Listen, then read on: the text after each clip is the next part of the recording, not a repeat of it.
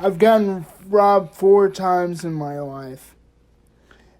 And I know they say don't blame the victim, but by the 4th time I started blaming myself. It was like I kept on making the same mistakes over and over and over again. My history kept on repeating itself.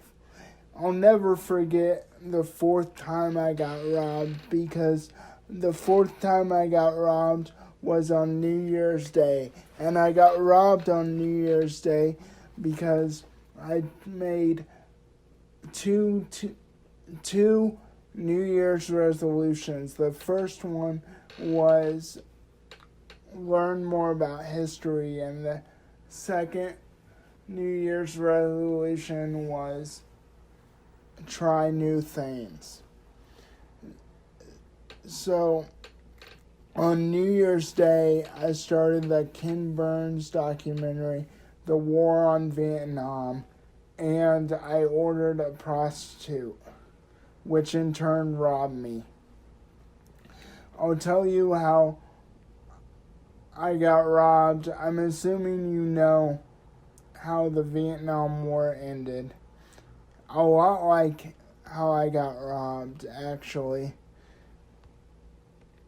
Each side was blaming the other. No one would take responsibility, and everyone was ashamed they got involved in the first place.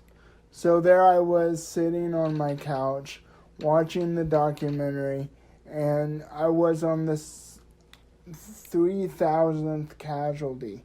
And I thought to myself, you know what would make this night more delightful? A prostitute.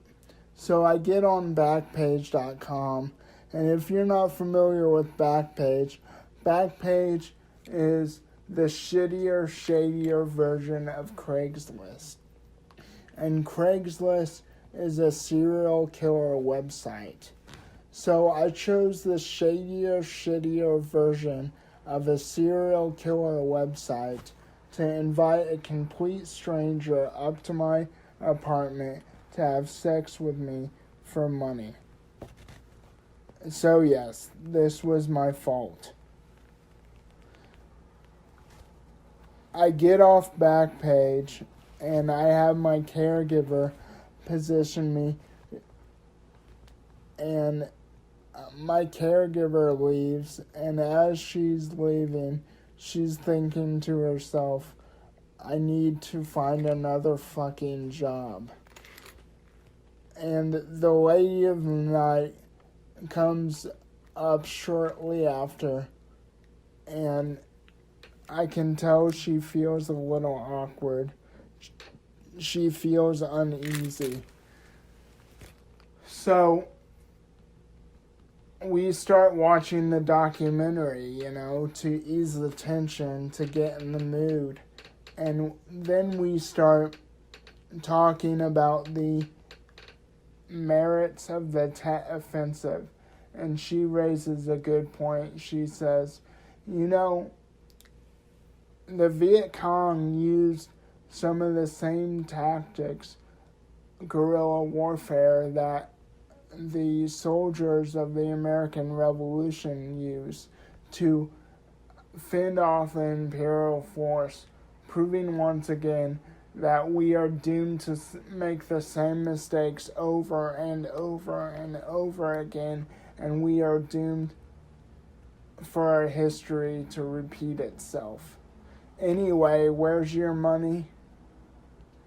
So I show her the money.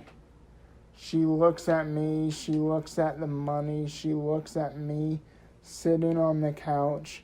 She looks at the money and she says, you know what, I'll be right back. I forgot my purse. And she goes downstairs, and I wait for a second, and I say to myself, God damn it, she's not coming back.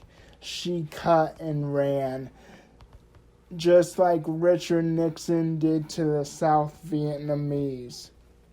She's not gonna return. And before you judge her for robbing me, I think she was thinking one or two things. She was thinking, I could either go to hell for robbing a crippled person, or I could go to hell for having sex with a strange crippled person for money.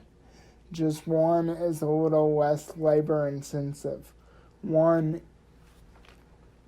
is a little less physically demanding. Thank you. That was my story of getting robbed by a prostitute. I hope you enjoyed it. It cost me $200.